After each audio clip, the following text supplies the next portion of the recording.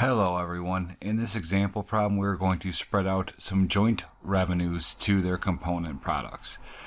In this one, we have Boca Resorts. They operate a 5-star hotel that includes a world-class spa. They have decentralized management, which means each one of their 3 different divisions has its own manager who runs all the operations of that particular division without a person above them dictating say.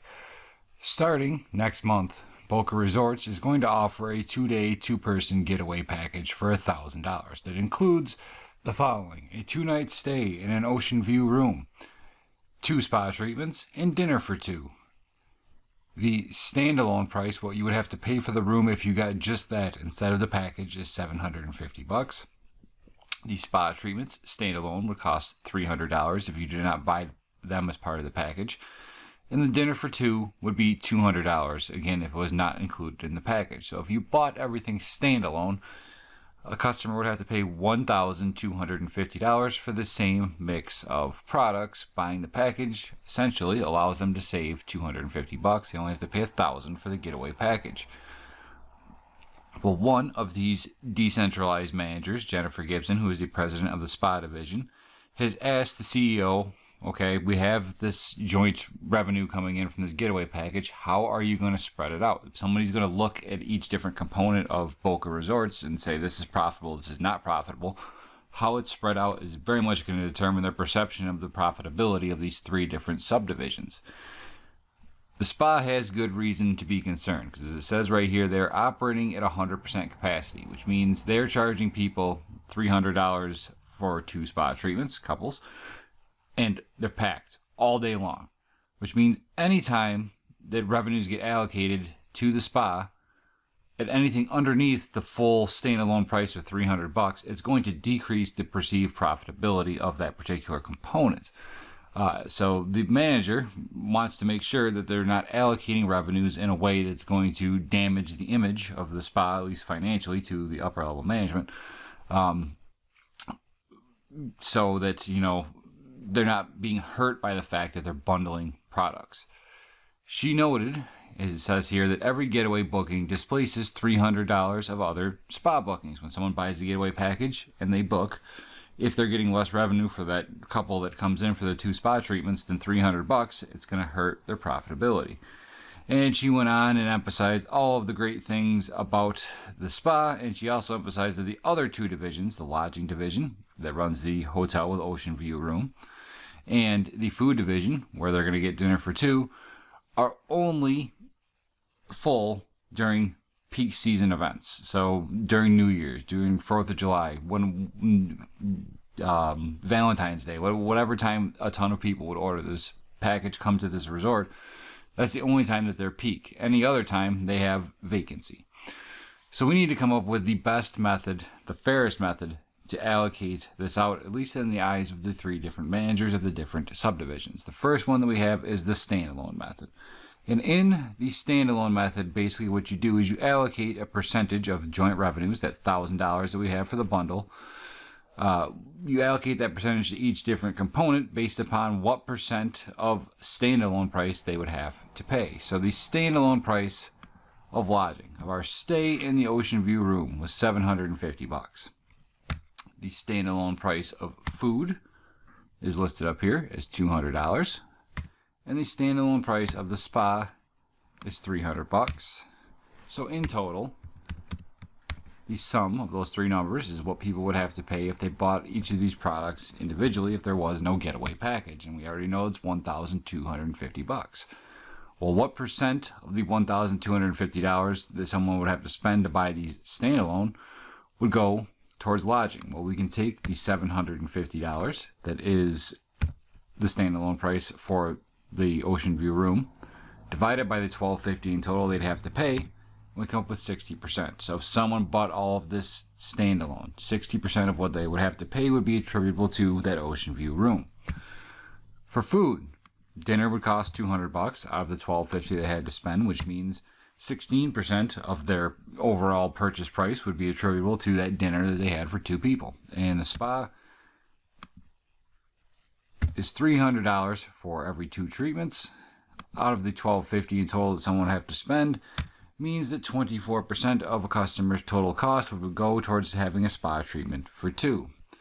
We better hope that all 3 of these add up to 100% because we're trying to figure out what percent of our overall revenues, our standalone revenues, each composes, and it does, so we're good there. The getaway package costs $1,000. Under this method, we're going to allocate a portion of that $1,000 to each one of our components equal to the percentage that customers would have to pay if they bought everything standalone, which means if 60% of standalone price went towards lodging, we should be allocating that particular part of the package 60% of the joint revenue. So under this method, every time somebody buys a getaway package, we would assign $600 worth of revenues to the hotel for lodging. Out of those $1,000 of revenues, 16% should be allocated to the food department for that dinner for 2. That is $160 out of every $1,000 getaway package that we sell. And then the spa would be 24% of the standalone purchase cost if we didn't have this package. So to be fair to the spa under this rationale, we should allocate it 24% of those joint revenues. And that is $240. And we're going to add these up to make sure that it does add up to the full amount of the price of the getaway package, and it does. It's $1,000. So if we use the standalone method, every time we sell a package for $1,000, $600 is going to go towards the lodge, $160 is going to go towards the restaurant for food, and the last $240 is going to go towards the spa. Another way to do this is the incremental method. And the incremental method basically says this one component of the package is the real reason that people are buying the package. Like I'd have to pay this much for this standalone, but I can get all this other stuff for just a little bit more. Well, let's do the incremental method here, ranking the reason that people want to come to Boca Resorts being the spa first, then the hotel for lodging, and lastly, food. Well, under the incremental method, you allocate standalone revenues to each of these components until you run out of joint revenues to allocate. We're starting with $1,000. It's the price of the getaway package. If the spa gets $300 standalone, and we're saying that's the real reason that people would buy this package, it's only fair to the spa to allocate the full $300. Up here, allocating that $240 would be disingenuous, disadvantageous, if I can talk, to the spa because they're operating at full capacity, selling these for $300 a pop. So if we allocate $300 to the spa out of the $1,000, what do we have left? Well, it's $1,000 minus the $300 that we have here. We would have $700 left to allocate. Lodging, standalone, costs $750. We're saying that's the second reason that people would buy this package is because they want to stay at the hotel. We would try to allocate as much revenue as it would cost standalone, but as we see here, we don't have enough. We only have $700 of the joint revenues left to allocate. We don't have the full $750. So if we can't allocate the full amount, what do? We allocate as much as we can. We would allocate those last $700 to the lodge.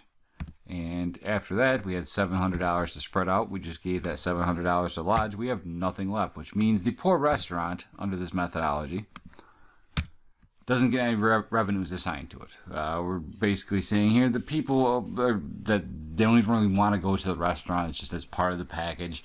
They would be perfectly content spending $1,000 on just the spa and the lodge and whatever. This is just something that we threw in there. Well, that's not going to make that manager happy for sure, which is going to bring us down to part 3. How will each division manager feel if BR decides to use the standalone and incremental methods, respectively?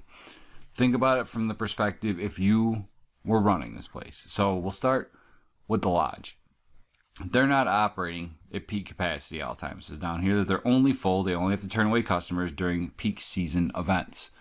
So while that $600 that they would get from the standalone method or the $700 that they would get from the incremental method is less than their $750 standalone price, it's not terribly less. And if this package ends up increasing their fill rates, if you will, the amount of people that stay in the lodge, it's possible that their total revenues would be higher than they would before if people had to buy it individually. So it might offset. So the lodge manager, in this instance, he's going to be not joyous about this, but there's potential in there to, increase the overall revenues of that particular component. Moving on to the restaurant manager, the person in charge of the food division. If they use the standalone method and allocate $160 to that division, well, it would be $200 standalone, which means they're getting less revenue from this bundle, this getaway package, than they would standalone for each customer that comes in there. But the same logic applies. If this getaway package is very successful, it's entirely possible that while they're having lower profitability per customer, the overall volume of customers that comes in increases their total revenues. So they wouldn't be joyous with the standalone method because it's less revenue, but there is the potential there to increase their overall profitability. However, with the incremental method over here, putting food third, there's no way that manager is going to be happy getting zero revenue from every bundle, every getaway package that we sell. Every time the company sells a getaway package, they wouldn't be getting any revenue. It would be damning to their profitability. So the manager of the food division is going to be adamant that they do not use the incremental method. It is not fair to them. There's got to be some portion of people that really did want the food, and they probably, if they had the option, they came to the restaurant or came to the resort for the spa and said, "Hey, you want to get something to eat?" It's entirely possible. So that's an unfair way to allocate to that particular division. Which brings us to the last one, the spa, which is what we started with up here. Miss Jennifer Gibson, the president of the spa division, she's gonna hate either of these.